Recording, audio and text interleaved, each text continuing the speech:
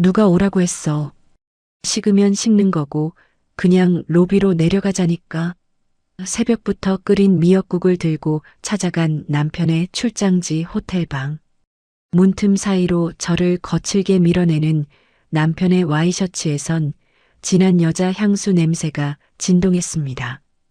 억지로 문을 밀고 들어간 순간 저는 들고 있던 보온병을 바닥에 떨어뜨리고 말았습니다. 침대 위에는 제가 친동생처럼 걷어 먹이던 대학 후배가 이불을 뒤집어 쓴 채 덜덜 떨고 있었으니까요.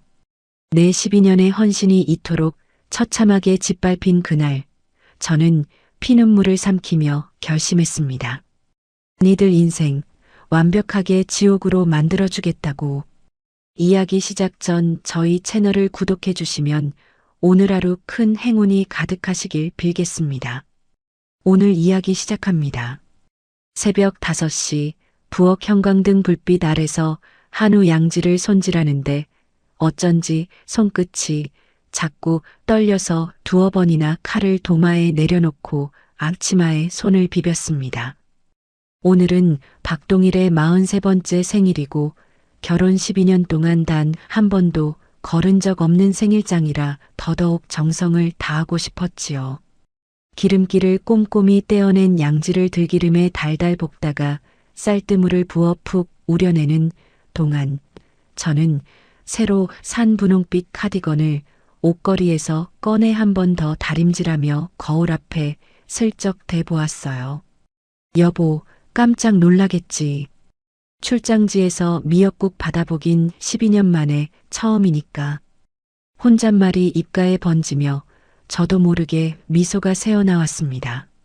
지난주부터 박동일이 부쩍 말수가 줄고 식탁 앞에서도 휴대전화만 들여다보는 통에 마음 한구석이 서늘했지만 부장 승진 뒤 떠하는 일들이 얼마나 많겠나 싶어 애써 마음을 다잡았어요.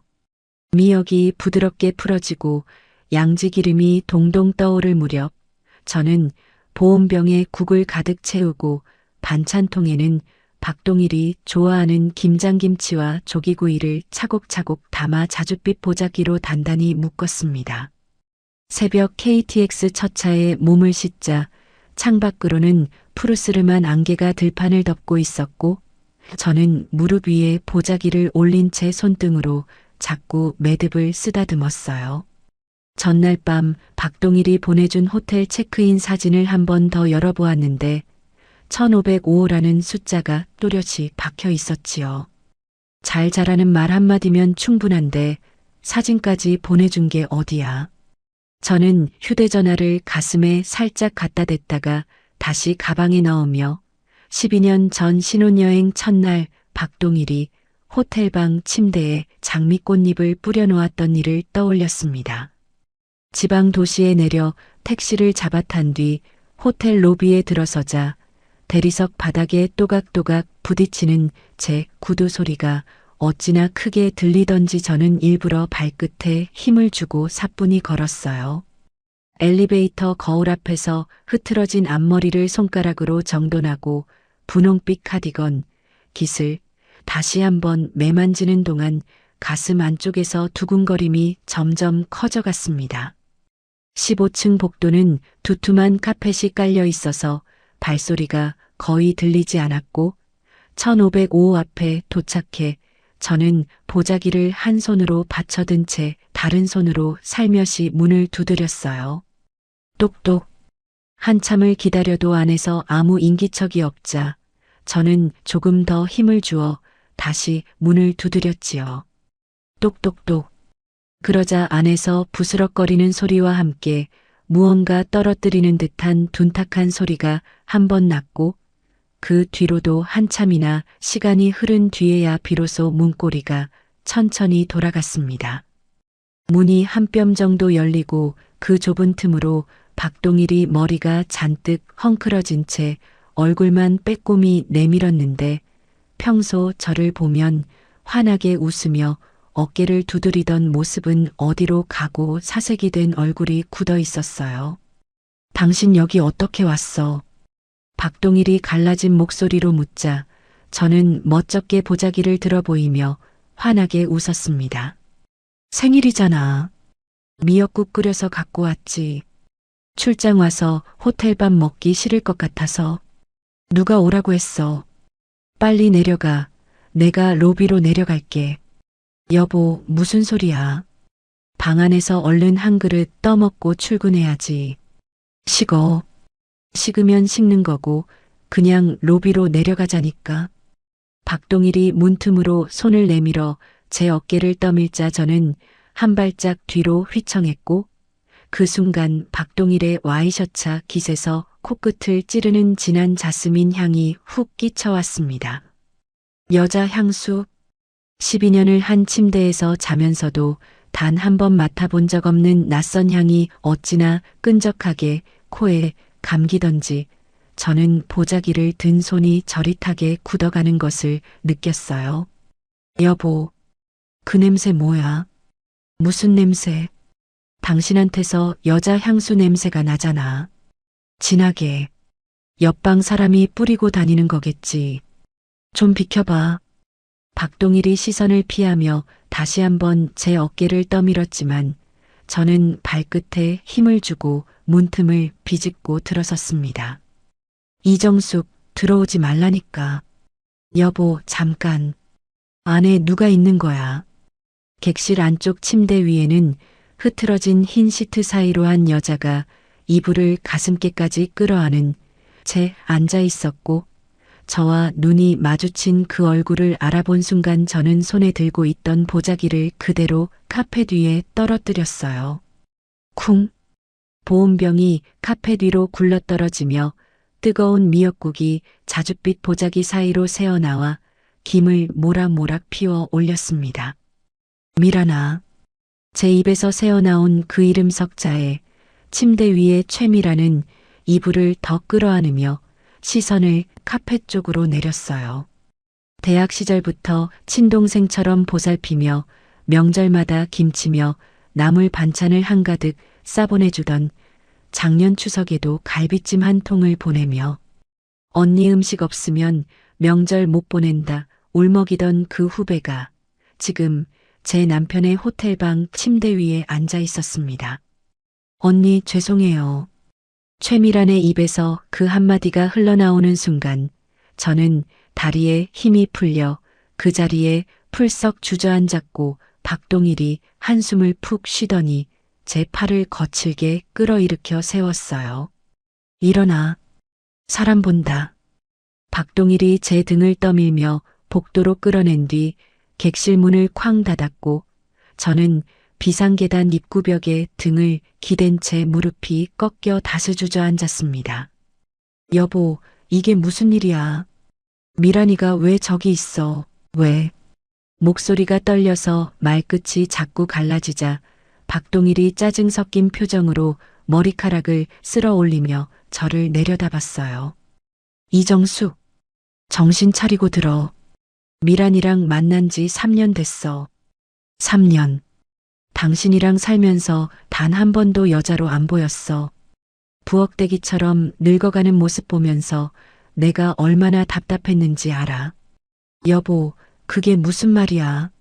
내가 누구 때문에 부엌대기처럼 살았는데. 누가 부탁했어? 알아서 그렇게 산 거지. 박동일이 한마디 한마디 칼날처럼 뱉는 동안 저는 손바닥으로 차가운 비상계단 시멘트 바닥을 짚으며 흐느낌을 삼키느라 입술 안쪽을 자꾸 깨물었습니다. 이혼하자. 위자료 얘기는 서울 올라가서 정리하자고. 박동일은 그 말만 남기고 휘적휘적 객실 쪽으로 돌아갔고 객실 문이 닫히는 둔탁한 소리가 비상계단 벽을 타고 길게 울려 퍼졌어요.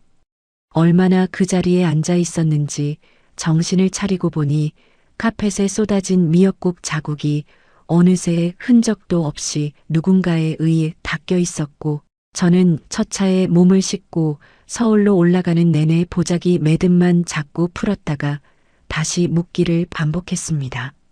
집에 도착해 현관문을 열자마자 저는 신발도 채 벗지 못한 채 안방으로 들어가 화장대 서랍을 열어젖혔어요. 12년 동안 한 번도 들여다본 적 없던 박동일의 양말 서랍 아래 칸을 손바닥으로 더듬자 두툼한 영수증 뭉치가 손끝에 잡혀 나왔고 그 사이로 명품 가방을 결제한 카드 명세서며 손편지 초안 같은 것들이 우수수 떨어졌습니다. 미란아, 너만 보면 사는 게 다시 시작되는 것 같다. 박동일의 손글씨로 또박또박 쓰인 그 문장을 읽는 순간 저는 종이를 든 채 그대로 화장대 모서리에 이마를 박고 무너지듯 주저앉았어요. 그날 저녁 7시쯤 박동일이 캐리어를 끌고 집에 들어왔는데 짐을 풀지도 않은 채 거실 소파에 멍하니 앉아있는 저를 흘끗 보더니 식탁 위에 두툼한 서류 뭉치 하나를 툭 던졌습니다. 읽어보고 도장 찍어. 이혼합의서야. 여보, 정말 이럴 거야. 12년이야, 12년. 여보 소리 하지 마. 위자료 단 한 푼이라도 더 받고 싶으면 조용히 도장이나 찍어. 까불면 진짜 빈손으로 내보낼 거니까. 박동일이 넥타이를 풀어 소파 등받이에 휙 던지며 차갑게 내뱉자 저는 떨리는 손으로 휴대전화를 들어 친정엄마 번호를 눌렀어요. 엄마, 동일이가 바람을 피웠어. 미란이랑. 뭐? 엄마 어떻게 해? 이혼하자고 서류까지 내밀었어. 그래서 어쩌라고. 수학이 넘어 친정엄마의 목소리는 새벽 부엌의 칼날처럼 차가웠습니다. 애둘 있는 년이 무슨 이혼이야. 어린 자식들 생각해서라도 한 번만 눈 감아. 동네 창피하게 굴지 말고. 엄마, 그게 아니라. 끊는다. 뚜뚜뚜. 수화기에서 흘러나오는 통화 종료음을 들으며 저는 12년 동안 새벽마다 끓여 올렸던 그 미역국 냄새가 이 집 어디에도 더 이상 남아있지 않다는 사실을 그제야 뼛속 깊이 깨달았어요. 거실 한쪽에서는 박동일이 와이셔츠 단추를 하나둘 풀며 콧노래까지 흥얼거리고 있었고 저는 식탁 위에 놓인 이혼합의서 위로 떨어진 제 눈물 한 방울을 손바닥으로 천천히 닦아냈습니다. 다음 날 아침 저는 동창인 박영자 변호사 사무실로 곧장 발걸음을 옮겼습니다. 밤새 한숨도 못 잔 눈은 퉁퉁 부어 있었지만 손가방 안쪽에는 어젯밤 화장대 서랍에서 긁어 모은 영수증 뭉치와 카드 명세서가 단단히 들어 있었어요. 박영자가 서류를 한 장 한 장 넘기다가 안경을 콧잔등 위로 밀어 올리며 한참 동안 침묵을 지키자 저는 책상 모서리를 손가락 끝으로 톡톡 두드리며 입을 열었습니다. 영자야, 내가 받을게. 위자료에 재산분할 반은 되겠지. 12년이잖아. 정수가. 왜? 이 집 동일이 단독 명의야. 상가 건물 두 채는 시아주버님 박동수 명의로 옮겨놨고 동일이 명의 통장은 그동안 잔고가 거의 다 빠져나갔어. 박영자가 안경을 벗어 책상 위에 내려놓으며 천천히 말을 잇자 저는 가방끈을 움켜쥔 손가락이 하얗게 핏기가 빠지는 것을 느꼈어요. 무슨 소리야? 12년 동안 내가 모은 적금이며 청약 통장이 다 어디로 갔어? 4명의 통장은 그대로 있는데 들어있는 돈이 거의 없어. 결혼 후에 산 부동산은 전부 동일이 쪽으로 정리되어 있고 영자야, 그러면 나는 뭐가 되는 거야? 나는. 박영자가 한숨을 길게 내쉬며 제 손등 위에 자기 손을 살며시 올려놓았지만 저는 그 손길조차 느끼지 못한 채 멍하니 창밖을 내다봤습니다. 사무실을 나서는 길에 가방 안에서 휴대전화가 진동했고 화면에 박동일 이름이 떴어요. 여보세요. 이정숙. 잘 들어. 다음 주에 미란이 우리 집에 들어와. 일주일 안에 짐 빼.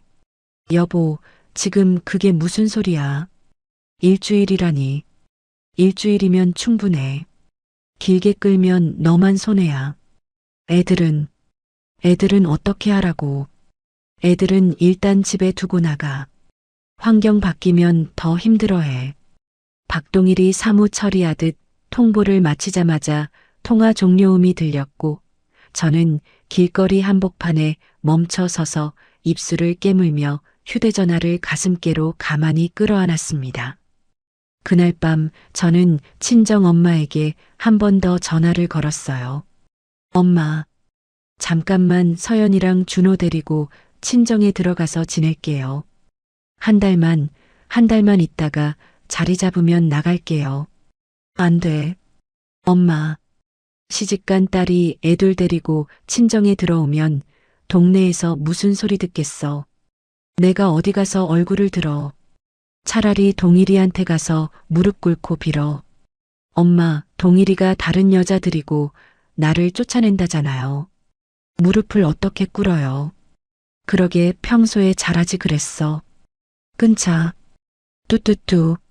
전화가 또 그렇게 끊기자 저는 어둑한 거실 소파에 앉아 두 무릎 사이로 얼굴을 파묻은 채 한참을 흐느꼈습니다. 다음 날 오후 시아주버님 박동수가 양복 차림으로 우리 집 현관문을 박차고 들어오더니 거실 한가운데 떡 버티고 서서 저를 내려다봤어요. 재수 씨, 동일이 다음 달에 임원 승진 발표 있는 거 알지? 네, 아주버님. 승진 앞두고 동생 발목 잡지 마. 위자료 욕심 부려서 회사에 소문이라도 나면 동생 인생 끝나는 거야. 아주버님, 동일이가 먼저 바람을 피웠어요. 미란이랑 3년이래요. 그게 뭐가 중요해. 사내가 살다 보면 그런 일도 있는 거지. 박동수가 소파에 털썩 앉아 다리를 꼬며 손가락으로 무릎을 톡톡 치자 저는 식탁 의자 등받이를 손으로 꽉 움켜쥐었습니다. 내가 깔끔하게 정리해 줄게. 양육권만 동일이한테 넘겨. 그러면 매달 생활비 200만 원씩 챙겨줄 테니까 어디 가서 조용히 살아. 아주버님, 애들을 어떻게 돈으로 흥정해요. 흥정이 아니라 현실이지. 너 빈손으로 나가서 애들 어떻게 키울 건데. 학원비는, 등록금은. 박동수가 비웃듯 입꼬리를 올리며 말하자 저는 어금니를 꽉 깨물고 떨리는 목소리로 대답했어요. 아주버님 돌아가세요. 잘 생각해. 일주일 안에 답 줘. 박동수는 자리에서 일어나며 양복깃을 매만지더니 휘적휘적 현관을 나섰고 저는 그 자리에 풀썩 주저앉아 손바닥으로 입을 틀어막은 채 흐느낌을 삼켰습니다. 이틀 뒤에는 시어머니가 직접 우리 집 초인종을 눌렀어요. 어머님 오셨어요. 앉아라. 시어머니가 거실 소파에 자리를 잡고 앉더니 핸드백에서 손수건을 꺼내 미간을 꾹꾹 누르며 한숨을 길게 내쉬었습니다. 이정숙, 거울 좀 봐라. 네. 여자가 애 낳고 살림에만 매달리면 점점 매가리가 없어지는 거야. 그 꼴을 보면서 남자가 어떻게 한눈을 안 팔겠어. 그게 다 내 탓이지. 어머님, 제가 12년 동안 시댁 제사며 어머님 생신이며 한 번도 거르지 않고 그건 며느리니까 당연한 거고. 시어머니가 손수건으로 입가를 누르며 말끝을 자르자 저는 무릎 위에 올려둔 두 손을 어찌할 줄 모른 채 손톱이 살을 파고들도록 꽉 움켜쥐었어요. 미란이는 다르더라. 지난 추석에 시댁에 인사하러 왔는데 그렇게 싹싹하고 곱더라고. 너희 시아버님도 마음에 쏙 들어 하셨다. 어머님, 어떻게 그런 말씀을. 어떻게는 뭐가 어떻게야. 사실이 그렇다는 거지. 짐 정리 잘하고 나가라. 시어머니는 그 말만 남기고 일어나 핸드백을 옆구리에 끼더니 현관문이 닫히는 소리와 함께 사라졌고 저는 거실 한복판에 못 박힌 듯 한참을 그대로 서 있었습니다. 일주일이 어떻게 흘러갔는지 모르겠어요. 마지막 날 아침 저는 12년간 손때 묻은 요리책 5권과 옷가지 몇 벌, 그리고 친정엄마가 시집 올 때 들려준 자개 반지꼬리 하나만 캐리어에 챙겨 넣었습니다. 학교에 간 서연이와 준호에게는 잠깐만 시댁에 가 있으라고 어젯밤 미리 일러둔 채 저는 안방 침대 모서리에 한참을 앉아 있다가 자리에서 일어났어요. 대문을 나서기 직전 거실 창문 너머로 흘끗 안을 들여다봤더니 어느새 짐을 들고 들어와 거실 한복판에 서 있던 최미란이 저와 눈이 마주치자 입꼬리를 슬쩍 들어 올리며 옅게 미소를 지었습니다. 저는 차마 그 미소를 한 번 더 마주볼 자신이 없어 캐리어 손잡이를 단단히 움켜쥐고 골목길을 향해 발걸음을 옮겼어요. 갈 곳이 없어 떠올린 곳은 12년 동안 단 한 번도 손 벌린 적 없던 친정, 남동생 이정구의 집이었습니다. 배를 누르자 올케가 앞치마를 두른 채 문을 빼꼼히 열었고 제 캐리어를 흘끗 보더니 미간을 잔뜩 찌푸렸어요. 형님, 무슨 일이세요? 올케, 미안한데 정구한테 잠깐만 신세 좀 지자. 일주일이면 돼. 형님, 저희 집 사정 빤히 아시잖아요. 애가 둘의 시어머니까지 모시는데 형님까지 들어오시면 저희는 어떻게 살아요? 하룻밤만이라도. 형님, 죄송해요. 어머님이 그러시던데 형님이 시댁에서 일 잘못해서 쫓겨난 거라고. 올케가 현관문을 슬그머니 자기 쪽으로 끌어당기며 발끝으로 문턱을 누르자 저는 캐리어 손잡이를 잡은 손에 자꾸 힘이 들어가는 것을 느끼며 한 발짝 뒤로 물러섰습니다. 알았어, 올게. 잘 지내.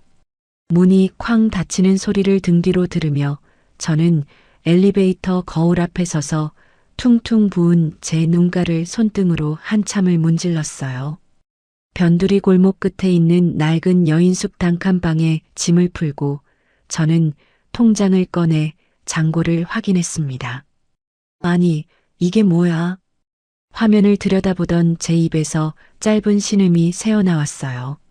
며칠 사이 제 명의의 신용대출 한도가 모두 소진되어 있었고 평생 한 번도 받아본 적 없는 카드론 5천만 원과 제2금융권 대출 3억 원이 떡하니 잡혀 있었습니다.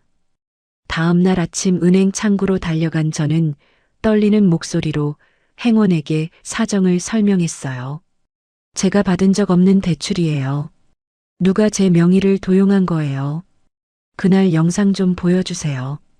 고객님, 진정하세요. 일단 확인해 보겠습니다.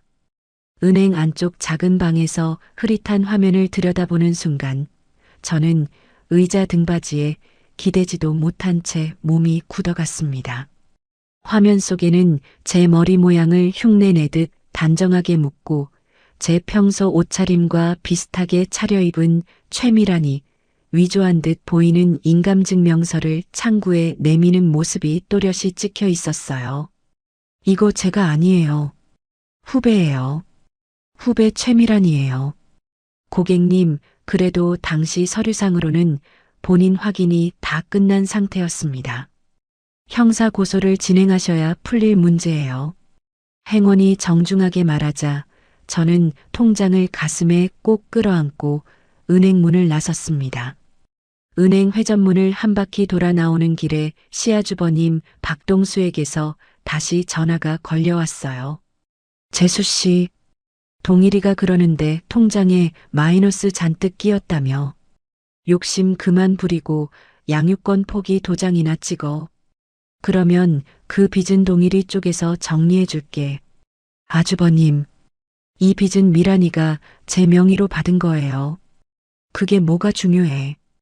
어차피 너 능력으로는 못 갚을 거 아니야. 뚜뚜뚜. 전화가 또 그렇게 일방적으로 끊기자 저는 휴대전화를 손에 쥔 채 길 한복판에서 한참을 멍하니 서 있었습니다. 발걸음이 어디로 향하는지도 모른 채 걷고 또 걷다 보니 어느새 저는 한강 다리 한가운데 난간 앞에 서 있었어요. 차가운 강바람이 분홍빛 카디건 자락을 자꾸만 옆으로 끌어당기는 동안 저는 가방 안쪽에서 친정엄마가 시집 올 때 들려준 자개 반지꼬리를 천천히 꺼냈습니다. 뚜껑에 박힌 작은 나비자개 무늬가 가로등 불빛을 받아 은은하게 반짝이는 것을 손가락 끝으로 가만히 쓰다듬는 동안 친정엄마가 시집 보내던 날 제 손에 이 반지꼬리를 쥐어주며 했던 말 한마디가 자꾸 귓가에 맴돌았어요. 정수가, 사람이 한 번 쓰러질 수는 있어도 두 번 쓰러지면 안 되는 거야. 그 한 번을 어떻게 일어서느냐가 평생을 가르는 거야. 저는 반지꼬리를 다시 가방 안쪽에 깊숙이 집어넣고 난간에서 한 발짝 물러선 뒤 다리 아래쪽에서 환하게 불을 밝히고 있는 작은 포장마차 쪽으로 천천히 발걸음을 옮겼습니다. 따뜻한 김이 모락모락 피어오르는 포장마차 비닐 천막 안으로 들어서자 어묵 국물 냄새가 코끝을 살며시 감싸며 차갑게 식어있던 제 손끝을 천천히 데워주었어요. 비닐 천막 안에는 손님이 두어 정도 앉아 막걸리 잔을 기울이고 있었고 저는 가장 안쪽 구석 자리에 캐리어를 발치에 내려놓고 어묵 한 그릇과 국물을 시켰습니다.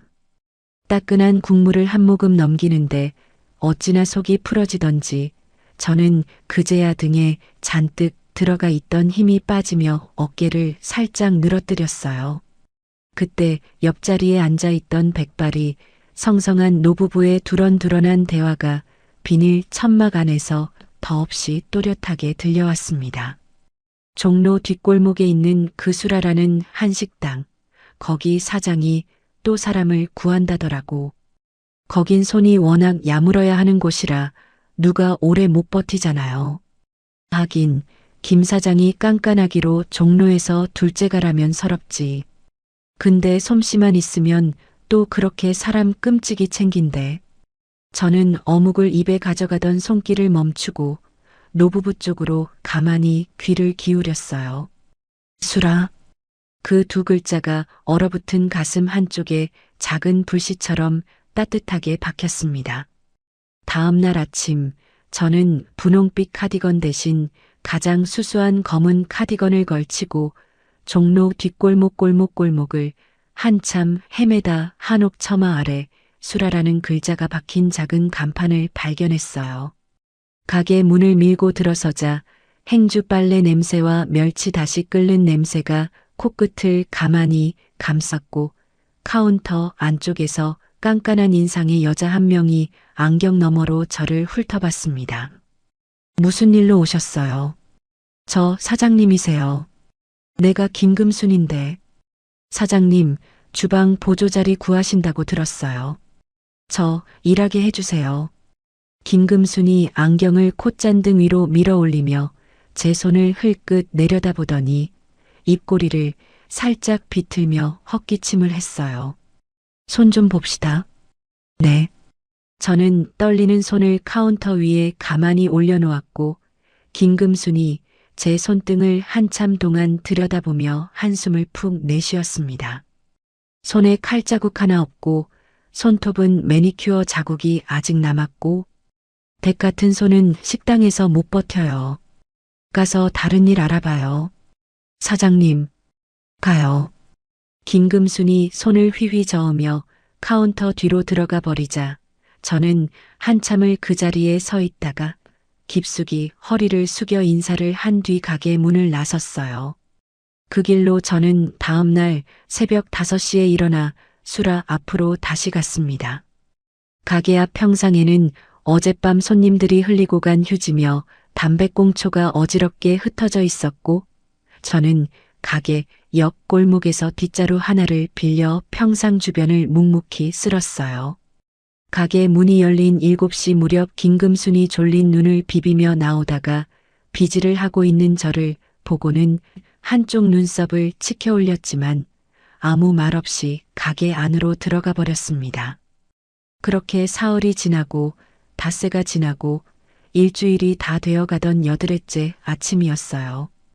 평상을 행주로 닫고 있는데 가게 문이 벌컥 열리더니 김금순이 앞치마를 들고 나와 제 앞에 툭 던졌습니다. 이름이 뭐예요? 이정숙이에요, 사장님. 이정숙, 들어와요. 시래기부터 다듬어 봐요. 저는 떨리는 손으로 앞치마 끈을 동여매며 가게 안으로 들어섰고 주방 한쪽 구석에 산처럼 쌓여있는 시래기 더미 앞에 앉아줄기 하나하나를 똑같은 길이로 다듬기 시작했어요. 그때 주방 안쪽에서 푸석푸석한 머리를 하나로 묶은 20살 보조 주방장 한지우가 양손에 양푼을 들고 나오더니 저를 흘끗 보고는 콧방귀를 뀌었습니다. 아주머니, 시래기 그렇게 다듬으면 안 돼요. 다 똑같은 길이로 잘라야 한단 말이에요. 네, 그래서 그렇게 하고 있어요. 아니, 그렇게 천천히 하면 점심 장사 다 끝나요. 좀 빨리빨리 해봐요. 한지우가 핀잔을 주며 옆에서 잔뜩 인상을 쓰자 저는 손끝에 더 힘을 주어 시래기 줄기를 가지런히 정리해 나갔어요. 1시간쯤 지나 김금순이 주방에 들어와 제가 다듬어 놓은 시래기 더미를 한번 휙 둘러보더니 짧게 헛기침을 했습니다. 지우야, 와서 좀 봐봐. 왜요, 사장님? 이거 봐봐. 줄기 길이가 다 똑같아. 한지우가 시래기 더미를 들여다보다가 입꼬리가 살짝 굳더니 그 뒤로는 저를 부를 때 아주머니라는 호칭 대신 슬그머니 다른 호칭을 입에 올렸어요. 언니, 마늘 까는 거 좀 도와줄래요? 그래, 지우야. 그렇게 한 달이 흘러갔습니다. 비가 추적추적 내리던 어느 화요일 점심나절 50명짜리 단체 손님 예약이 갑자기 잡혔는데 메인 요리사가 새벽부터 식중독으로 화장실을 들락거리다 결국 응급실에 실려갔어요. 주방이 발칵 뒤집혀 김금순이 카운터 앞에서 발을 동동 구르고 있을 때 저는 앞치마에 손을 슥슥 닦으며 김금순 앞에 나섰습니다. 사장님, 제가 우거지갈비탕이랑 굴비구이 정식 한번 잡아볼게요. 이정숙, 자니가. 네, 사장님. 단체 손님 보내는 한이 있어도 한번 해보게 해주세요. 김금순이 잠시 저를 빤히 들여다보더니 짧게 고개를 끄덕이며 주방을 가리켰어요. 해봐. 손맛은 내가 책임진다 치고 모자라면 내가 같이 들어가지. 저는 솥뚜껑을 열고 우거지를 한 움큼씩 풀어넣으며 갈비를 들기름에 한번 더 볶아 잡내를 잡고 굴비는 천일염 위에 올려 노릇하게 구워냈습니다. 그날 식사를 마친 단체 손님들 중 한 60대 신사가 카운터 앞에서 손수건으로 눈가를 꾹꾹 눌렀어요. 사장님, 오늘 굴비 어머니 손맛 그대로네요. 우리 어머니 돌아가신 지 20년 됐는데 오늘 한 입 베어 무는 순간 어머니 생각에 눈물이 핑 돌더라고. 손님, 그렇게 말씀해 주시니 감사하지요. 김금순이 환하게 웃으며 손님 손을 마주 잡았고 손님은 명함 한 장을 카운터 위에 놓고 가게 문을 나섰습니다.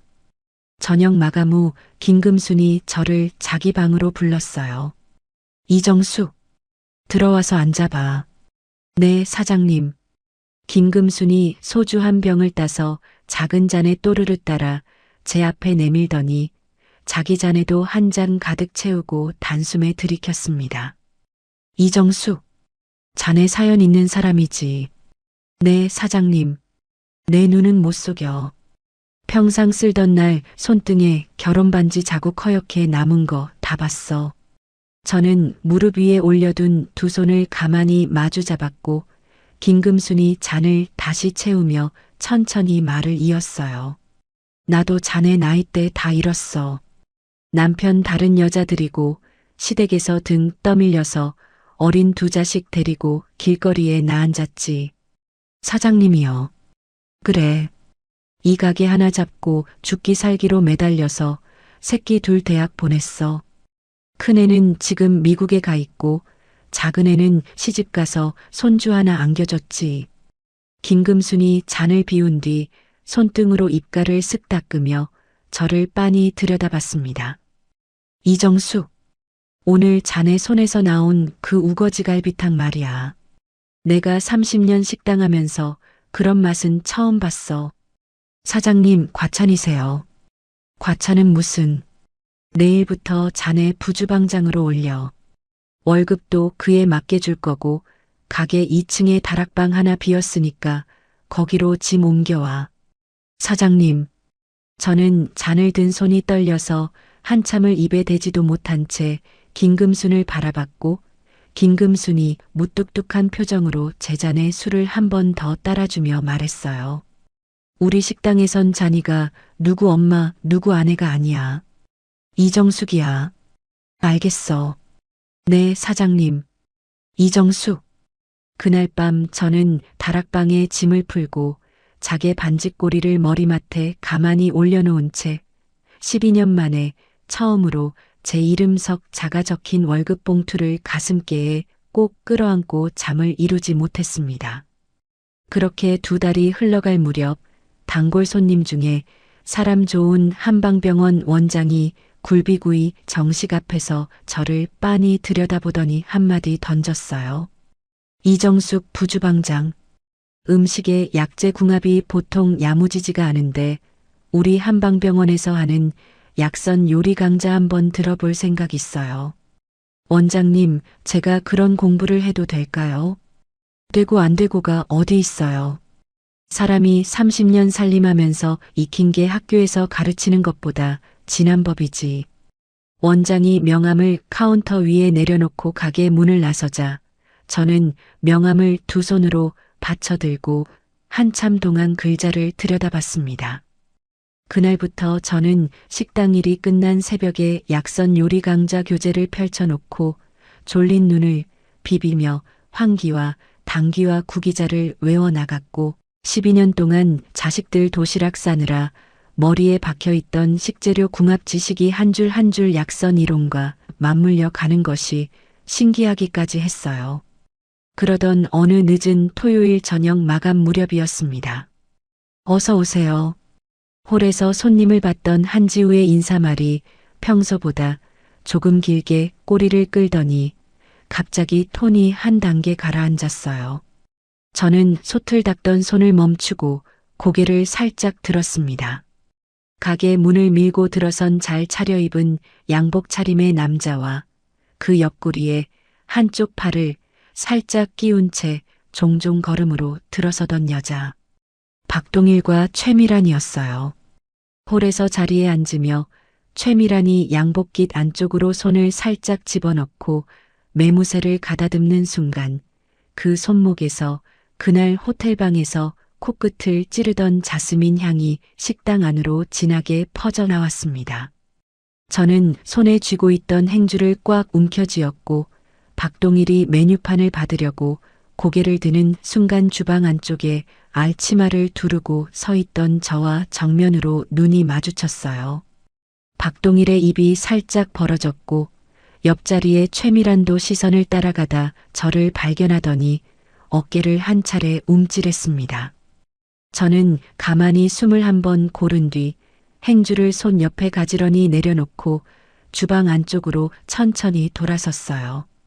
홀 쪽에서는 박동일과 최미란이 등받이 의자에 어색하게 앉은 채 메뉴판을 받아들었고 한지우가 슬그머니 주방으로 들어와 제 어깨를 톡톡 두드렸습니다. 언니, 저 사람들 누구예요? 언니 보고 안색이 영 이상한데. 지우야, 저 자리 내가 직접 차려나갈 테니까 너는 김 사장님 부르지 마라. 언니 괜찮겠어요? 괜찮아. 손에 힘 빠지지 않을 만큼은 단단하다. 저는 행주의 손을 한 번 더 닫고 약선 한정식 한 상을 가장 깔끔한 노쇠 그릇에 정성껏 담아 2사람 앞으로 천천히 가져갔어요. 테이블 가장자리에 황기백숙을 살며시 내려놓는 순간 최미란이 의자 등받이로 한껏 몸을 젖히며 입꼬리를 비틀었습니다. 언니, 여기서 이런 일 하고 있었어요.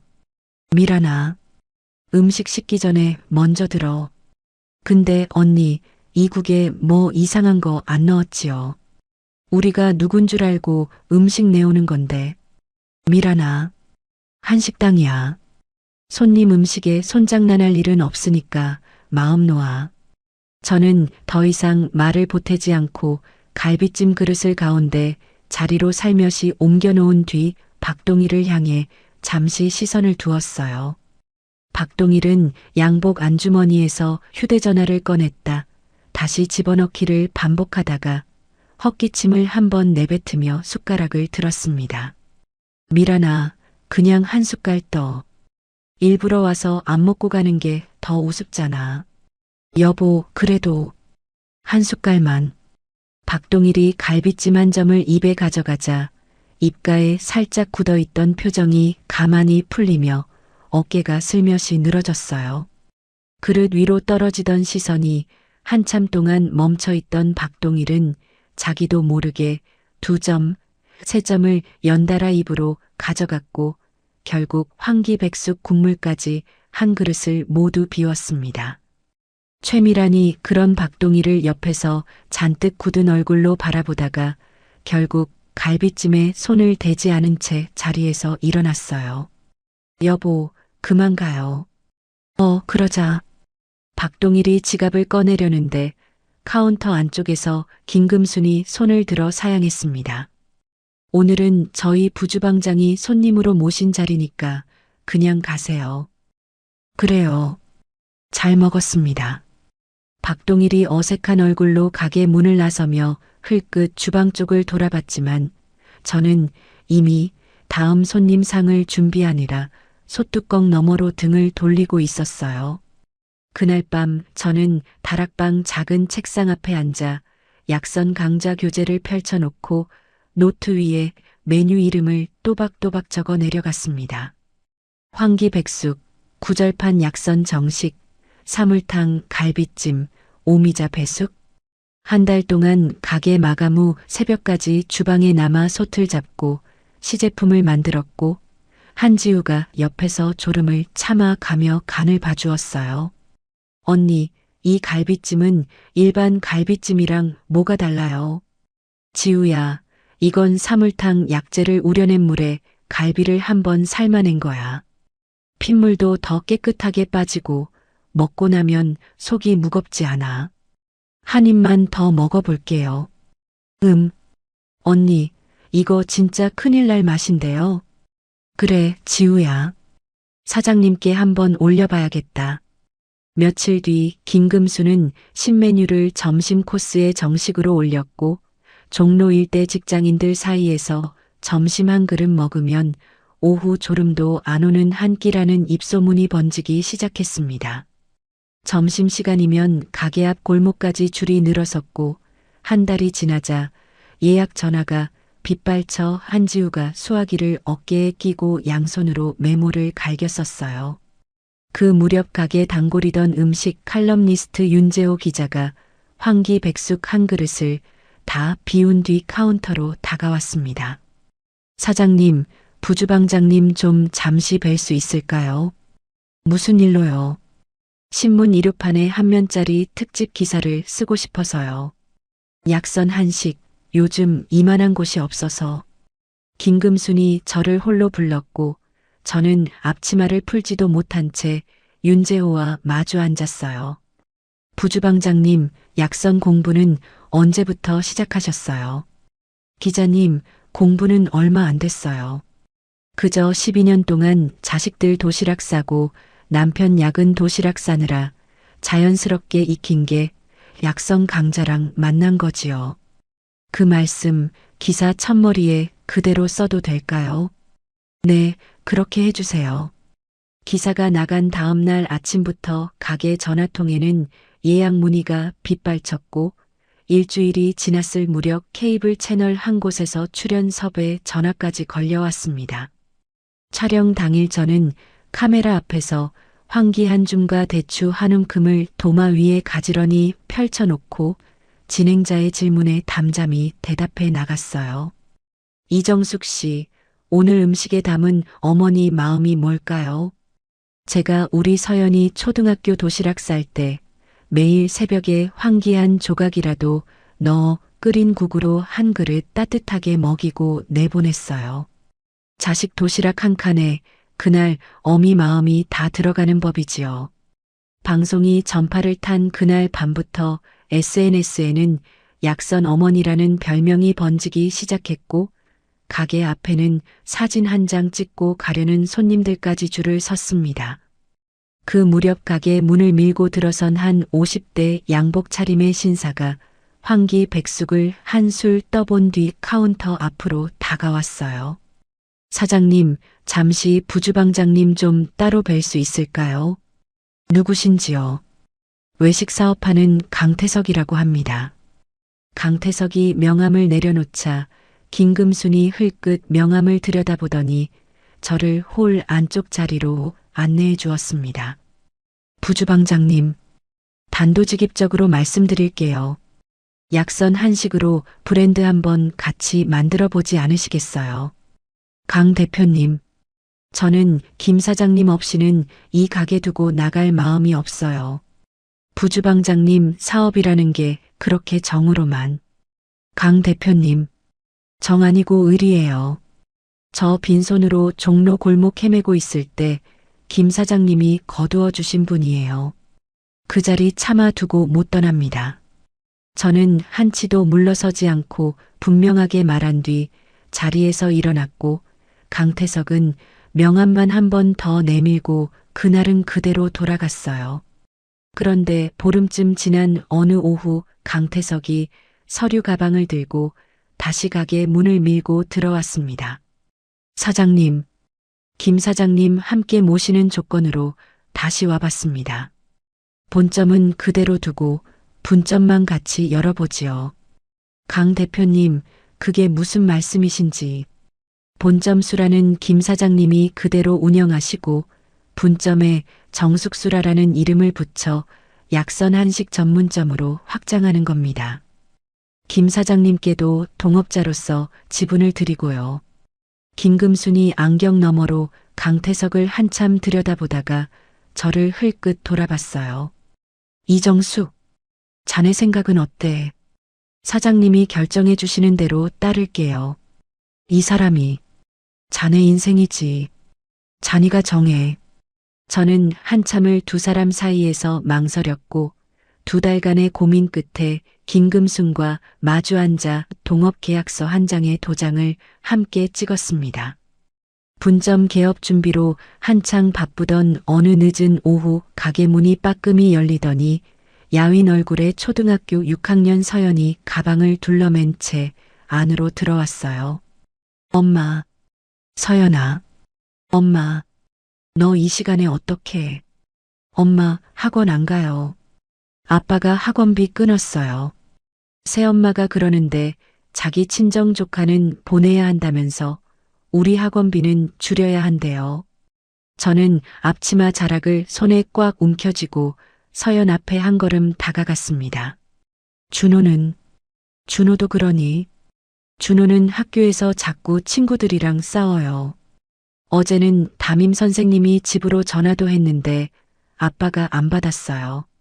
서연이 눈가에 눈물이 그렁그렁한 채 어깨를 들썩이자 저는 무릎을 꿇고 앉아 서연의 가방을 받아들고 약선 도시락 한 통을 손에 쥐어주었어요. 서연아, 이거 갖고 가서 준호랑 나눠 먹어. 그리고 다시 갈 일 있으면 언제든 와. 엄마 미안해요. 그때 아빠 따라간 거. 서연아, 그 말은 천천히 해도 돼. 일단 한 끼 챙겨 먹어. 서연이 도시락통을 가슴께로 끌어안고 가게 문을 나서자마자 저는 한 손으로 카운터를 짚으며 떨리는 손가락으로 영자 변호사 번호를 눌렀습니다. 영자야, 양육권 다시 가져와야겠어. 정수가 1심 기각된 지 얼마 안 됐어. 격주 면접교섭건으로 일단 두 아이 만나는 거잖아. 영자야, 아이들이 학원도 못 다니고 학교에서 사고가 잇따라 환경 자체가 망가지고 있어. 재심에 준비해줘. 알겠어. 학교 출석부랑 학원 등록 기록 자료부터 모아보자. 전화를 끊은 그날 밤 저는 가게 마감 후 은행 자동화기기 앞에 서서 처음으로 단독 명의의 통장 한 권을 새로 개설하고 첫 입금 버튼을 천천히 눌렀어요. 화면에 떠오른 잔액 한 줄을 들여다보다가 거울에 비친 제 얼굴을 흘끗 마주 봤는데 12년 동안 한 번도 마주한 적 없던 단단한 눈매가 거울 안쪽에서 가만히 저를 들여다보고 있었습니다. 분점이 문을 연 지 6개월이 흘렀고 강남 한복판에 자리 잡은 정숙수라 1호점은 점심 예약을 2달치까지 받아야 자리가 났습니다. 그 기세로 분점 2곳을 잇따라 더 열어가는 동안 신문이며 잡지에서는 약선명인이라는 이름으로 저를 부르기 시작했고 아침마다 들어오는 인터뷰 요청 전화가 한지우 손을 분주하게 만들었어요. 사업이 자리를 잡아가던 어느 오후 영자 변호사 사무실에서 저를 호출하는 전화가 왔습니다. 정수가 CCTV 영상 분석이랑 필적 감정 결과가 다 나왔어. 명의도용 대출건, 형사고소 그대로 진행해도 되겠다. 영자야. 결과 어떻게 나왔어? 감정 결과로는 미란 필적이 100% 일치해. 인감증명서 위조도 명확하게 잡혔고 이 정도면 검찰이 안 받을 이유가 없어. 진행해줘. 그동안 내 통장에 찍혀있던 3억 5천만 원, 한 푼도 빠짐없이 받아낼 거야. 저는 수화기 넘어 영자에게 단단히 말한 뒤 휴대전화를 가만히 책상 위에 내려놓았어요. 같은 시각 박동일과 최미란의 집안 살림은 안쪽에서부터 골마가고 있었습니다. 최미란이 박동일을 끌어안고 거실 소파에 다리를 꼬고 앉아 손톱을 다듬으며 입을 열었어요. 여보, 회사에서 명예퇴직 권고했다며. 그래서 도장 찍었어. 미란아, 도장은 무슨 도장이야? 아직 결정도 안 했어. 이미 회사에선 다 결정 난 거 아니야. 그러게 평소에 윗사람들 좀 잘 챙기지 그랬어. 미란아, 너 말투가 왜 그래? 왜는 뭐가 왜야? 이제 회사 사람 아니잖아. 박동일이 미간을 잔뜩 좁히며 최미란을 노려봤지만 최미란은 손톱끝만 들여다보며 콧방귀 한 번 뀌고 거실을 가로질러 안방으로 들어가 버렸습니다. 박동일이 회사에서 짐을 정리해 들어온 그날 저녁 최미란은 박동일이 골프장에서 자기에게 소개해준 30대 사업가와 시내 한복판 호텔 라운지에서 와인잔을 부딪히고 있었어요. 오빠, 우리 다음 달에 동남아 한번 다녀와요. 거기 부동산 투자해보자고. 이미 박동일이 명의로 돌려놓은 돈이 좀 있어요. 미란아, 그 박동일이는 어떻게 정리할 건데? 오빠, 그 사람은 이제 빈털털이야. 알아서 떨어져 나가게 돼 있어. 최미란이 와인 잔을 비스듬히 기울이며 입꼬리를 길게 끌어올렸습니다. 한편 우리 식당에는 그 무렵 서연이 다시 한번 야윈 얼굴로 가게 문을 밀고 들어왔어요. 엄마, 준호 학교에서 또 사고 쳤어요. 서연아, 어떻게 된 거야? 준호가 친구를 때려서 코피내고 교장실에 불려갔어요. 다음 주에 징계위원회 열린대요. 서연이, 너는 학교 잘 나가고 있어. 엄마, 저 자퇴할까 봐요. 학원도 못 다니는데 성적이 자꾸 떨어져서 학교 가도 자리에 앉아있기 싫어요. 서연이 식탁 앞에 앉아 두 손에 얼굴을 묶고 어깨를 들썩이자 저는 앞치마 자락으로 손을 한 번 닦고 서연 옆에 앉아 등을 가만히 쓸어주었습니다. 다음 날 영자 변호사에게서 전화가 왔어요. 정수가 양육권 변경 재심에 통과됐어. 가정법원 조사관이 직접 가서 양육 환경 망가진 거 다 확인하고 갔어. 영자야, 정말이야. 오늘 오후에 결정문 받았어. 두 아이 데리고 와도 돼. 저는 휴대전화를 가슴께로 끌어안은 채 한참을 그 자리에 서 있다가 한지우에게 가게 잠시 맡기고 시댁으로 가는 차에 올라탔습니다. 시댁 골목길에 차를 세우자 거실 창문 너머로 박동일이 최미란과 마주 앉아 언성을 높이는 모습이 흘끗 보였어요. 미란아, 너 내가 명예퇴직 받자마자 통장이고 부동산이고 다 너 명의로 돌린 거 뭐야? 해명해봐. 여보, 그건 사업 자금이라고 했잖아. 해외 부동산에 묻어둔 거라니까. 해외 부동산은 무슨, 다 거짓말 아니야. 너 그 자식이랑 만나는 거 내가 모를 줄 알았어. 여보, 말 함부로 하지 마. 이 도둑년이. 박동일이 자리에서 벌떡 일어서며 거실 탁자 위에 놓여있던 찻잔을 손등으로 쳐 떨어뜨리는 순간 갑자기 한쪽 어깨가 축 처지더니 그대로 거실 바닥으로 쓰러져 버렸습니다. 저는 그 광경을 창문 너머로 다 보고도 차 문 손잡이만 꽉 움켜쥔 채 한참을 그 자리에 앉아 있었어요. 구급차 사이렌이 골목 안쪽으로 들이닥치고 박동일이 들것에 실려 나가는 순간 최미라는 거실 안쪽에서 핸드백을 챙겨 들고 캐리어 손잡이를 끄집어내고 있었습니다. 저는 그제야 차에서 내려 시댁 현관문을 두드렸고 구급차에 따라가지도 않은 최미란이 캐리어를 끌고 나오다 저와 정면으로 마주섰어요. 미란아, 동일이 따라가야 하는 거 아니야. 언니, 그 사람 사정은 그 사람 가족이 챙기겠지요. 나는 갈 데 있어요. 미란아, 너 진짜 비켜요, 언니. 최미란이 어깨로 저를 살짝 밀치고 골목 끝 택시 승강장 쪽으로 캐리어를 끌고 가버렸습니다. 저는 그 자리에 한참을 서 있다가 시댁 안으로 들어가 안방에 옷가지를 챙겨놓고 있던 서연과 준호의 손을 잡았어요. 서연아, 준호야. 엄마랑 가자. 엄마. 진짜로요. 그래. 짐 챙겨. 너희 둘은 이제 엄마랑 살 거야. 준호가 한참 어깨를 들썩이다 제 허리께로 와락 안겨들었고 저는 두 아이의 손을 양쪽으로 꼭 쥐고 시댁 문을 나섰습니다. 그날 저녁 식당 다락방에 두 아이의 짐을 풀어놓고 첫 저녁상을 차리는데 박동일의 동생 박동수에게서 전화가 걸려왔어요. 재수 씨, 동일이 반신마비 판정 받았어. 미란이는 연락 끊고 어디로 갔는지 보이지도 않고 병원비 한 푼 댈 사람이 없어. 아주버님, 재수 씨가 한 번만 와줘. 자식들 아빠잖아. 아주버님, 제가 빈손으로 쫓겨나던 그날 누가 제 등을 떠밀었지요. 재수 씨, 그때는 아주버님, 그 전화 다시는 걸지 마세요. 저는 전화를 끊고 휴대전화를 식탁 위에 가만히 내려놓은 뒤 두 아이 앞에 따끈한 약선 갈비찜 한 그릇을 내려놓았습니다.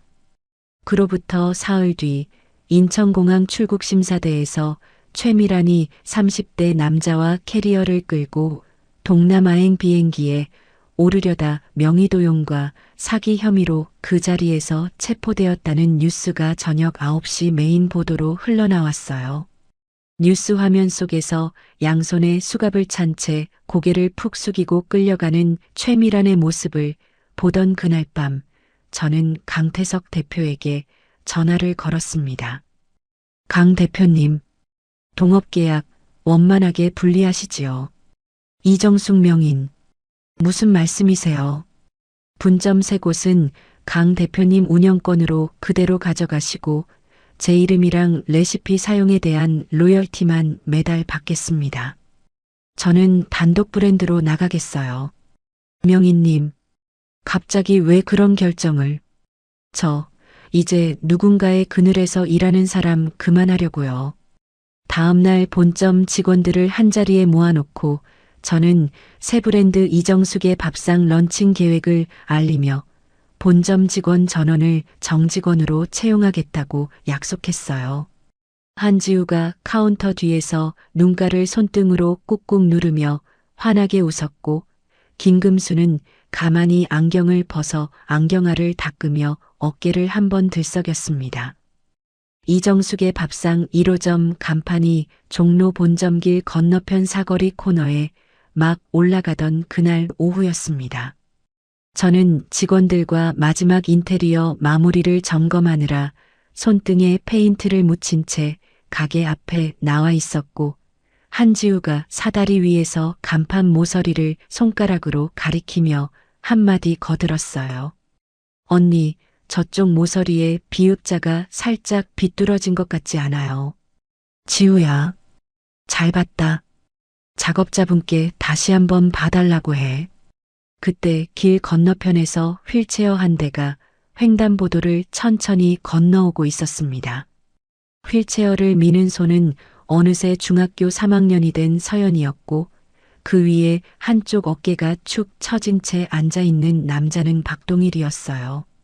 가게 앞에 휠체어가 멈춰서자 박동일이 떨리는 손으로 휠체어 팔걸이를 짚으며 몸을 일으키려 했고, 서연이 옆에서 손을 받쳐들었지만 결국 박동일이 가게 입구 바닥에 쿵 무릎을 꺾어 앉았습니다.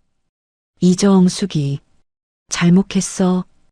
박동일의 입에서 어눌한 발음이 띄엄띄엄 새어나오자 서연이 옆에서 두 손을 모으며 눈가에 눈물을 그렁그렁 매달았어요. 엄마, 한 번만요.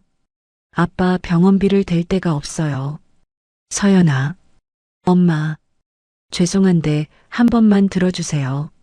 아빠가 자꾸 엄마 얘기만 해요.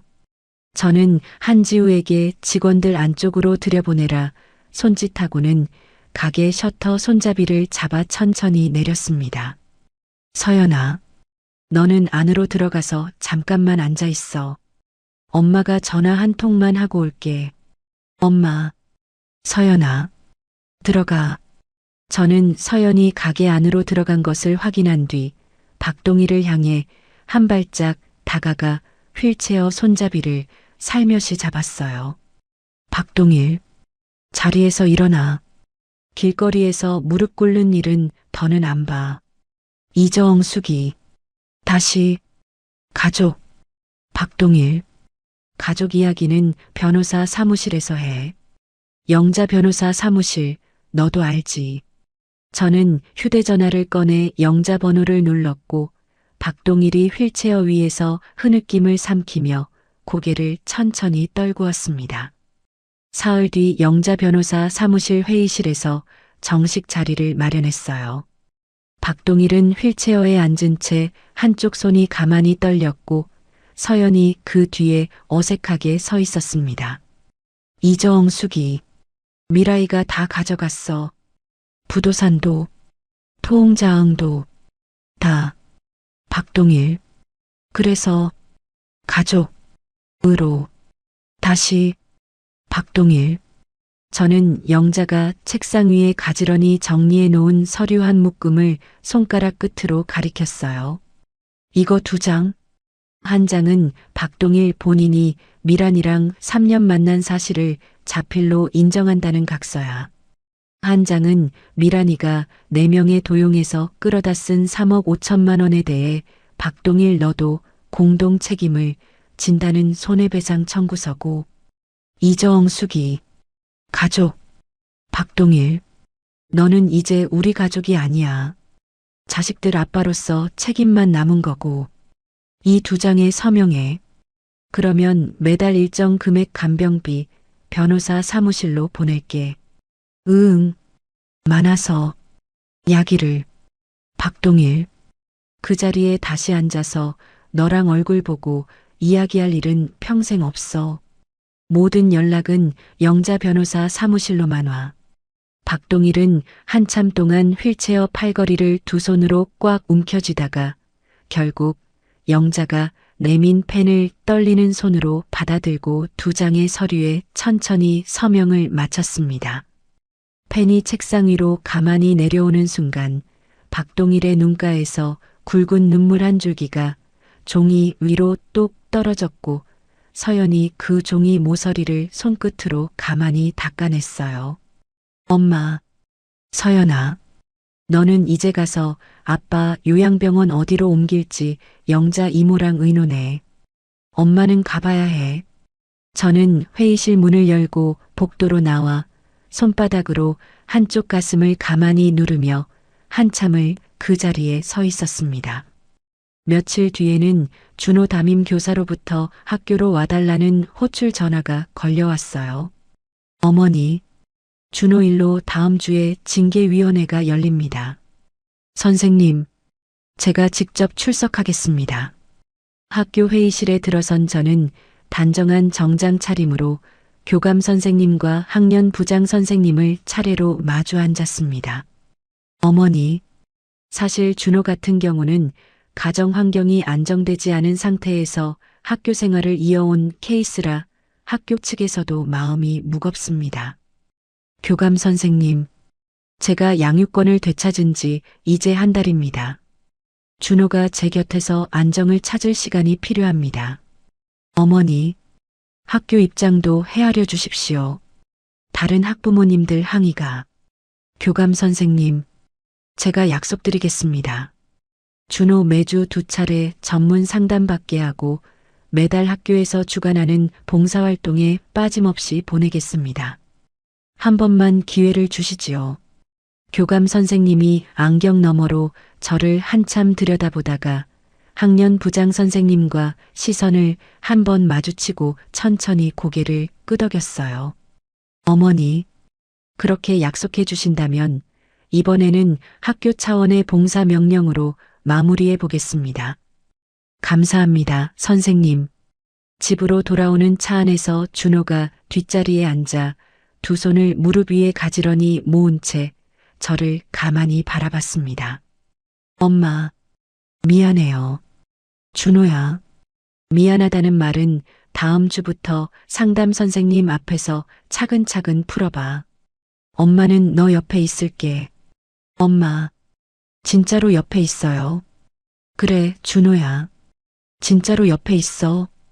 그 무렵 최미란의 재판이 본격적으로 시작되었고 박동일에게서 빼돌린 자금 흐름과 제명의 도용 정황이 차근차근 드러나며 검사가 강도 높게 구형을 이어갔어요.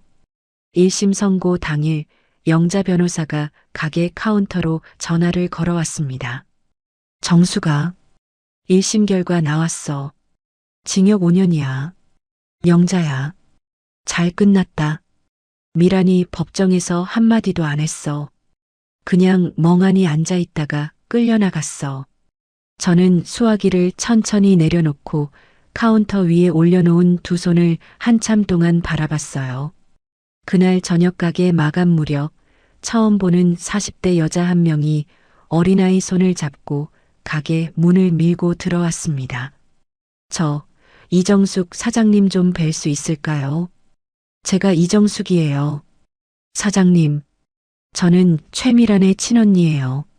미란이가 구속되면서 어린 조카가 갈 데가 없어요. 사장님께서 한 번만. 잠시만요. 저는 여자의 말을 손짓으로 잠시 막은 뒤 카운터 안쪽에서 메모지 한 장을 꺼내 또박또박 글자를 적어 내려갔어요. 이거 받으세요. 사회복지기관 연락처예요. 아이 데리고 그곳에 가시면 정식 절차로 보호받을 수 있어요. 거기까지 가는 택시비도 챙겨드릴게요. 사장님, 그래도 미란이가 사장님께. 언니분, 미란이가 저한테 한 일은 미란이 일이고 그 아이는 어른들 일과 상관없는 아이예요. 그렇기 때문에 더더욱 미란이 일과 관련된 제 손을 거치지 않는 게 맞아요. 여자가 메모지와 봉투를 두 손으로 받아들고 가게 문을 나서자 저는 카운터 안쪽에서 한지우에게 가게 잠시 맡기고 다락방으로 올라갔습니다. 다락방 책상 위에는 며칠 전 우편으로 도착한 야간 대학 식품영양학과 학사과정 합격 통지서가 놓여 있었어요. 저는 통지서를 두 손에 받쳐들고 한참을 들여다보다가 학적부 등록 신청서에 떨리는 손으로 또박또박 제 이름 석 자를 적어 내려갔습니다. 이정숙. 서연이 그 무렵 학교 마치고 가게 주방에 들어와 설거지를 거들기 시작했고 방학이면 식재료 정리며 손님 응대까지 야무지게 해나갔어요. 서연아, 학교 공부랑 식당 일이랑 두 가지 다 힘들지 않니? 엄마, 안 힘들어요. 식당에 있으면 마음이 편해요. 그래도 무리하지 마. 학생은 학생이 본분이야. 엄마, 저 손님들이 음식 먹고 환하게 웃는 거 보면 이상하게 가슴이 따뜻해져요. 이게 엄마가 12년 동안 부엌에서 느꼈던 거예요. 서연이 행주로 손을 닦으며 환하게 웃자 저는 가만히 고개만 끄덕이며 다시 솥뚜껑 쪽으로 시선을 돌렸습니다. 어느 늦은 밤 가게 마감을 마친 뒤 저는 옥상으로 올라가 도시의 야경을 한참 동안 내려다봤어요. 종로 골목골목으로 흘러내려가는 가로등 불빛이 마치 작은 별처럼 점점이 박혀 있었고 저는 카디건, 깃을, 염이며 다음 주에 잡혀 있는 첫 단독 요리 에세이 출간 인터뷰 일정을 천천히 머릿속으로 되짚어 봤습니다. 43, 다시 부엌에 서다. 가제로 정해둔 책 제목 한 줄을 입속으로 가만히 굴려보는 동안 한 줄기 바람이 옥상 난간을 타고 살랑 지나갔고 저는 처음으로 그 바람 끝에서 옅은 봄 냄새 한 줄기를 맡았어요. 책이 서점에 깔린 지 한 달 만에 43, 다시 부엌에 서다가 종합 베스트셀러 5위에 올랐다는 소식을 출판사 담당 편집자가 전화로 알려왔습니다. 이정숙 작가님, 지금 광화문 대형 서점 매대 가운데 자리에 책이 깔려 있어요. 사인의 일정도 다음 주말로 잡혔습니다. 편집자님, 정말 그렇게 잘 되고 있는 거예요. 네, 작가님. 50대, 60대 여성 독자분들 반응이 특히 뜨거워요. 저는 수화기를 내려놓은 뒤 다락방 책상 위에 놓여있던 첫 인쇄본을 두 손으로 들어 표지 위로 손바닥을 가만히 쓸어봤습니다. 출판 기념회 당일 서점 행사장에는 줄이 회전문 바깥쪽 골목길까지 길게 늘어섰어요. 손에 책 한 권씩을 꼭 끌어안은 중년 여성들이 차례로 사인을 받으며 한마디씩 가만히 말을 건넸습니다. 작가님, 저도 작가님처럼 그렇게 살았어요. 평생을. 작가님, 저희 남편도 작년에 다른 여자랑. 작가님, 그 부엌에 다시 서신 거, 그게 저한테 큰 힘이 됐어요. 저는 한 분 한 분 손을 마주 잡으며 펜을 꾹꾹 눌러 사인을 했고 줄 끝에 서 있던 한 50대 후반 여자가 제 앞에 서더니 손등으로 눈가를 자꾸 닦았어요. 작가님, 저는 살림 30년 만에 길거리로 나앉게 생겼어요. 어디로 가야 할지 모르겠어요. 어떻게 그런 일이. 평생 가정주부로 살았는데 남편이 사업 망하고 집까지 다 날아가서 자식들은 시집 장가 다 가고 저 혼자 어디서부터 어떻게 다시 살아야 할지. 여자가 손등으로 눈가를 누르며 들썩이는 어깨를 보던 저는 옆자리에 앉아있던 편집자에게 잠시 자리를 부탁한 뒤 여자의 손을 가만히 마주 잡았습니다. 오늘 행사 끝나고 명함 한 장 드릴 테니까 다음 주에 종로 본점으로 한번 와주세요. 작가님, 정말로. 네. 저처럼 무너졌다가 다시 일어선 사람들이 모이는 자리, 제가 한번 만들어 볼게요. 그날 밤 가게 다락방으로 돌아온 저는 김금순을 불러 앉히고 노트 한 권을 펼쳤어요. 사장님, 저 비영리 재단 하나 만들어 보려고요. 갑자기 무슨 재단? 오늘 사인회에서 만난 분들이 다 한 가지였어요. 살림만 하다가 한순간에 길거리로 나앉게 된 분들. 그분들 다시 자기 발로 일어서게 돕는 학교 같은 곳 만들어 보고 싶어요. 이름은 정했어. 두 번째 인생 학교. 김금순이 안경을 콧잔등 위로 밀어 올리며 한참 동안 노트를 들여다보다가 작게 고개를 한번 끄덕였습니다. 이정숙, 자네가 한다면 나도 같이 한다. 강사도 모자라면 내가 손잡고 같이 들어가지. 사장님, 눈 닫지 말고 일이나 같이 하자고. 그 무렵 영자 변호사가 가게로 짧은 전화를 한 통 걸어왔어요. 정수가 미란이가 교도소에서 손목을 그었대. 자해 소동 일으키면서 너 면회시켜달라고 난리야. 영자야. 교도소 측에서는 일단 안정시켜서 격리실로 옮겼다는데 어떻게 할 거야? 영자야. 면회 절대 안 가. 미란이가 자해를 100번 한다 해도 그 면회실에 내 발은 안 디죠. 한 번이라도 마주 앉으면 미란이는 또 다른 거짓말을 시작할 거야. 알겠어. 그렇게 정리할게. 저는 휴대전화를 내려놓고 카운터 위에 놓여있던 약선 도시락 견본을 손가락 끝으로 가만히 정돈했습니다. 같은 무렵 박동일은 요양병원 6인실 침대에서 간병인의 도움을 받으며 하루하루 시간을 흘려보내고 있었어요.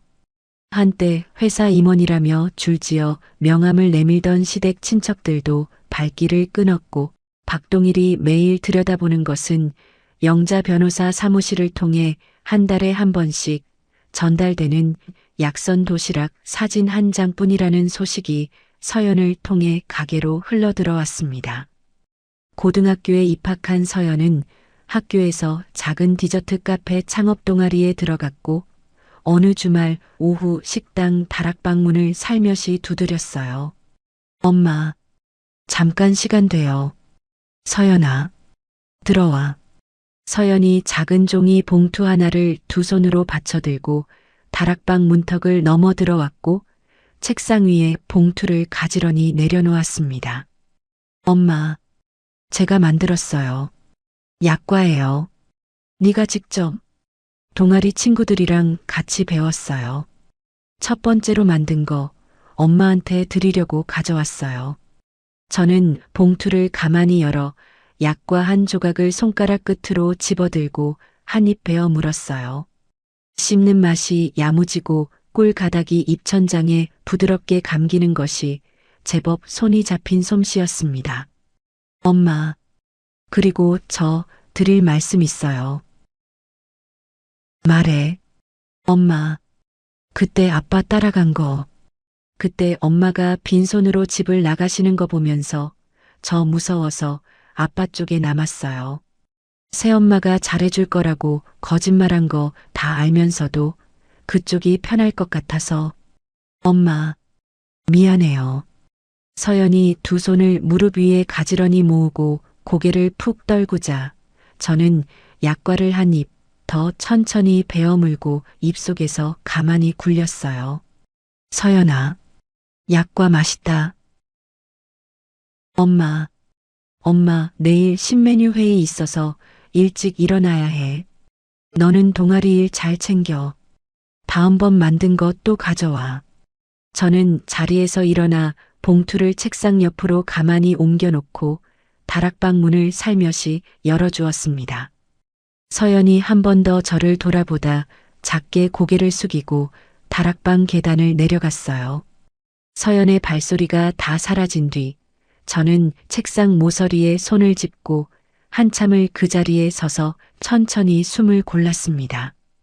두 번째 인생 학교 일기 모집 공고를 낸 첫 주의 지원자가 200명을 넘어섰고 가게 한켠에 마련한 작은 교실로는 도저히 다 수용이 안 돼 시청 근처 강당을 빌려 입학식을 열었어요. 입학식 단상에 김금순과 나란히 서서 저는 200여 명의 중년 여성들을 가만히 둘러봤습니다. 여러분, 오늘 이 자리에 서 계신 여러분 한 분 한 분이 제가 4년 전 한강 다리 위에 서 있던 그 순간의 제 모습이에요. 네, 우리도 그래요. 우리도 다 똑같아요. 그러니까 여기서 다시 시작해 봅시다. 솥 잡는 법부터 통장 관리하는 법까지 다시 자기 이름 석자로 살아가는 법을 같이 배우자고요. 강당 안에서 박수 소리가 한참 동안 멈추지 않았고 김금순이 안경 너머로 눈가를 손등으로 슥 닦았어요. 그 무렵 종합편성 채널 한 곳에서 다큐멘터리 제작 섭외 전화가 걸려왔습니다. 이정숙 작가님 인생 전체를 한 편의 다큐로 담아보고 싶습니다. 제작국장님, 출연료 한 푼도 안 받겠습니다. 대신 협찬 광고비 전액을 두 번째 인생학교 재단 운영비로 보내주세요. 작가님, 그 조건이면 출연하겠습니다. 촬영이 시작된 어느 봄날 오후 제작진이 그 사건이 있었던 호텔과 같은 브랜드의 호텔 로비에서 인터뷰한 컷을 부탁했어요.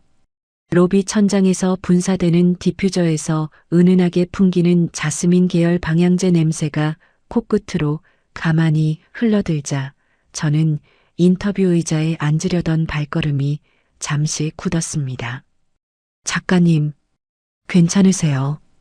PD님, 잠깐만요. 잠깐만. 저는 손등으로 콧등을 가만히 누르며 한참을 그 자리에 서 있다가 천천히 숨을 깊이 들이쉬고 의자에 자리를 잡았어요. PD님, 시작합시다. 작가님, 정말 괜찮으세요?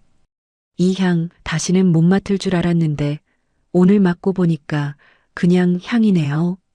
그날 호텔방에서 맡았던 그 향이 아니라 그냥 호텔 로비 방향제 향. 저는 카메라를 정면으로 마주보며 그날 새벽 미역국 보온병을 들고 KTX에 올랐던 이야기를 담담하게 풀어갔습니다. 촬영을 마친 어느 봄날 오후 저는 카메라 없이 12년을 살았던 옛집 골목길을 혼자 천천히 걸어봤어요. 골목 끝자락에 서 있던 어린 신혼부부 한 쌍이 두 손을 꼭 잡고 환하게 웃으며 골목 안쪽으로 들어오는 모습을 보는 순간 저는 처음으로 그 골목 한쪽에 서 있던 12년 전의 저에게 작은 위로 한마디를 입속으로 가만히 건넸습니다. 정수가, 잘 살았어. 너 그동안. 그날 저녁 저는 부동산 사무실에서 한 작은 한옥 한 채의 매매 계약서에 도장을 찍었어요. 마당이 좁고 처마가 낮은 한옥이었지만 마당 한쪽 흙바닥이 햇빛을 받아 따뜻하게 부풀어 있는 모습이 어찌나 마음에 들던지 저는 계약서 도장 칸 위로 손가락 끝을 가만히 쓸어봤습니다. 내 명의로 사는 첫 집. 저는 입속으로 그 한마디를 천천히 굴려본 뒤 부동산 사무실 문을 나서며 처음으로 한 손을 코트 주머니에서 꺼내 가볍게 흔들어 보았어요. 한옥으로 이사한 지 석 달이 지난 어느 봄날 새벽 저는 마당에 직접 일군 작은 텃밭 한쪽에 무릎을 굽히고 앉아 갓 심은 부추줄기를 손끝으로 가만히 정돈했습니다.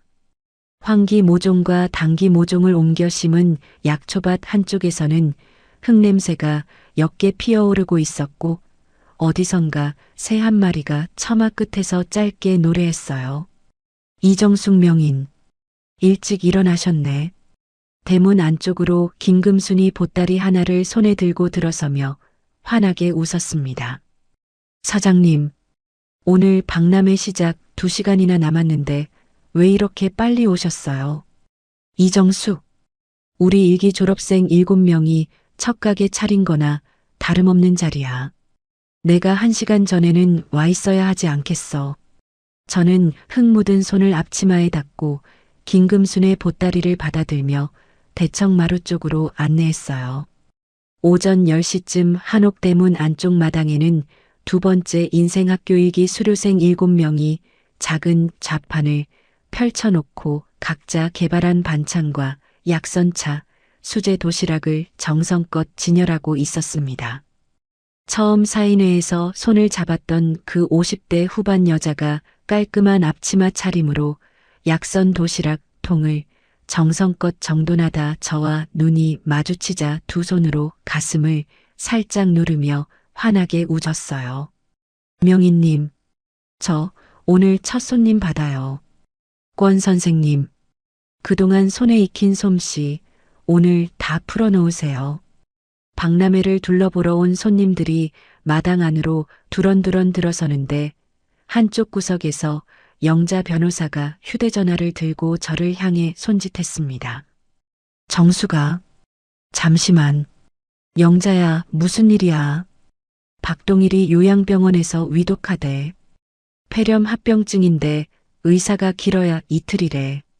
저는 영자의 어깨에 손을 가만히 올렸다 다시 거두고 마당 안쪽 손님들 사이를 천천히 가로질러 권 선생님 좌판 앞으로 가 도시락 한 통을 손에 받쳐들었어요. 권 선생님, 오늘 첫 손님은 저예요. 한 통 주세요. 명희님, 사가시려고요. 네, 사갈 때가 있어요. 저는 도시락통을 보자기에 정성껏 싸들고 마당을 한번 둘러본 뒤 한옥 대문을 나섰습니다. 요양병원 6인실 한쪽 침대 위에서 박동일은 한쪽 어깨를 옆으로 비스듬히 기울인 채 거친 숨을 띄엄띄엄 내쉬고 있었어요. 이정숙이 왔어. 박동일. 한 번 들렀어. 한 번만. 미안해. 다 미안해. 박동일. 그 말 들으려고 온 거 아니야. 저는 보자기 매듭을 풀고 약선차 한 잔을 보온병에서 따라 박동일의 머리맡 사이드 테이블 위에 가만히 내려놓았습니다. 박동일, 이거 황기랑 대추 끓인 차야. 따뜻할 때 한 모금 마셔. 마지막으로 사람한테 따뜻한 거 한 잔 줄 사람이 나밖에 없는 것 같아서 왔어. 이정숙이, 잘 가. 저는 보자기를 다시 손에 받쳐들고 병실 문을 천천히 열었고 박동일이 침대 위에서 한쪽 손가락 끝을 살짝 들어 올리는 모습이 등 뒤로 가만히 어른거렸어요. 병실 문이 등 뒤에서 닫히는 둔탁한 소리를 들으며 저는 복도 창가에 서서 한 손으로 보자기 매듭을 한 번 더 단단히 묶었습니다. 이틀 뒤 새벽 영자 변호사로부터 짧은 문자 한 통이 왔어요. 오늘 새벽 2시 40분에 운명했다. 장례는 가족장이다.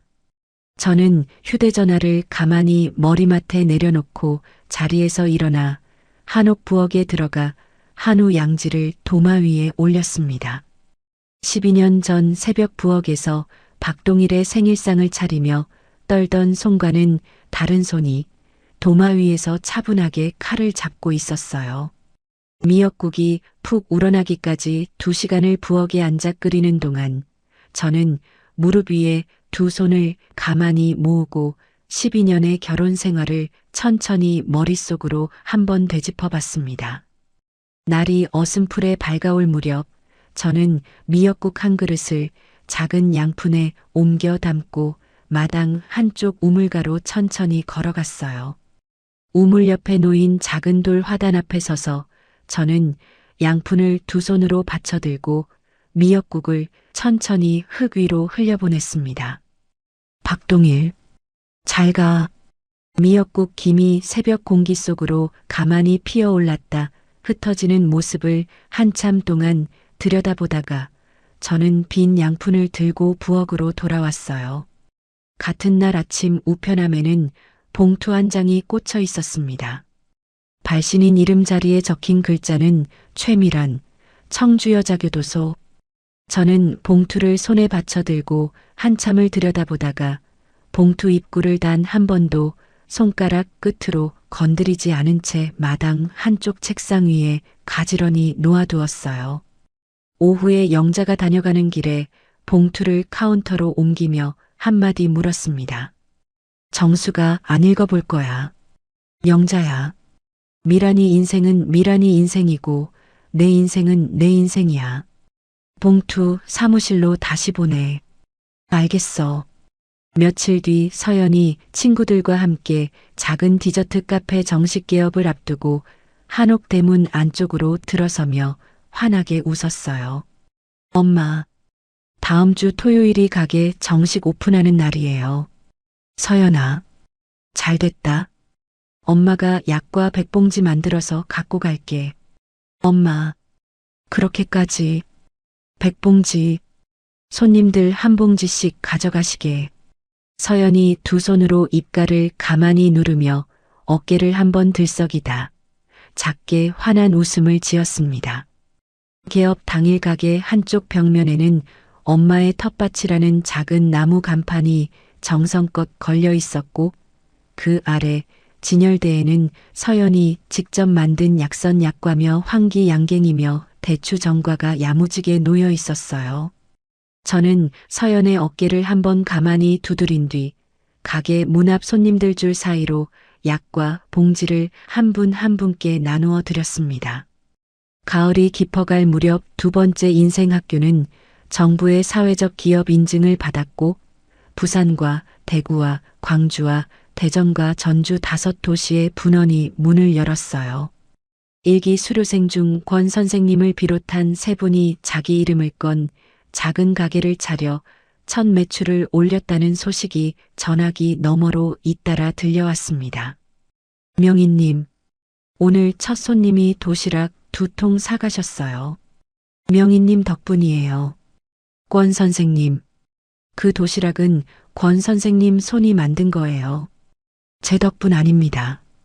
저는 수화기를 내려놓고 한옥마당에 나가 약초밭에서 황기 한 줄기를 가만히 꺾어 들었어요. 봄이 다시 돌아오던 4월 어느 새벽 45번째 생일 아침이었습니다. 저는 부엌 형광등 불빛 아래서 한우 양지를 손질하는데 손끝이 떨리지 않았고 칼을 도마에 내려놓을 일도 한 번 없었어요. 미역이 부드럽게 풀어지고 양지 기름이 동동 떠오를 무렵 저는 보온병이 아닌 작은 노쇠 그릇 하나에 미역국을 한 그릇 가득 떠 담아 대청마루로 들고 나왔습니다. 대청마루 위 햇살이 따끈하게 내려앉은 자리에 그릇을 내려놓고 저는 두 손을 무릎 위에 가만히 모은 뒤 숟가락을 천천히 들었어요. 한 숟갈을 입에 가져가는 순간 12년 동안 단 한 번도 제 입을 위해 끓여본 적 없던 그 미역국이 따끈하게 모굴대를 타고 가만히 흘러내려갔습니다. 이정숙, 생일 축하해. 저는 입속으로 그 한마디를 가만히 굴려본 뒤 두 번째 한 숟갈을 천천히 떠 입에 가져갔어요. 마당 텃밭 위로는 봄바람이 살랑살랑 불어오고 대문 바깥쪽에서는 두 번째 인생학교 2기 수업을 들으러 오는 여성들의 두런두런한 발걸음 소리가 점점 가까이 다가오고 있었습니다. 저는 미역국 그릇을 비우고 자리에서 천천히 일어나 부엌 문턱에 걸려있던 앞치마를 한 손으로 받쳐들고 끈을 단단히 동여맨 뒤인 새 하루의 부엌 안쪽으로 천천히 걸어 들어갔어요. 살다 보면 한 번쯤은 가장 믿었던 사람에게 등 떠밀려 빈손으로 길거리에 나앉는 순간이 누구에게나 찾아올 수 있습니다. 그 순간 무너지지 않고 한 걸음만 떼어보면 종로 뒷골목 작은 식당 하나가 따뜻한 어묵 국물 한 그릇이 손 내밀어주는 누군가가 반드시 어딘가에 기다리고 있더라는 것이 이정숙의 12년 이야기였습니다. 자식 도시락 싸느라 손에 익힌 그 솜씨가 45번째 생일 아침에는 오롯이 자기 자신을 위한 미역국 한 그릇으로 돌아온 것처럼 누군가의 엄마, 누군가의 아내로만 살아오신 세월이 결코 헛되지 않았다는 말씀, 오늘 이 자리에서 꼭 전해드리고 싶습니다. 여러분의 부엌, 여러분의 손맛, 여러분의 그 긴 세월이 가장 귀합니다. 이야기를 끝까지 들어주셨다면 잘 들었다고 댓글 하나만 남겨주세요. 구독과 좋아요를 눌러주시는 모든 분들이 행복하시길 기원합니다. 오늘 함께 해주셔서 정말 감사합니다.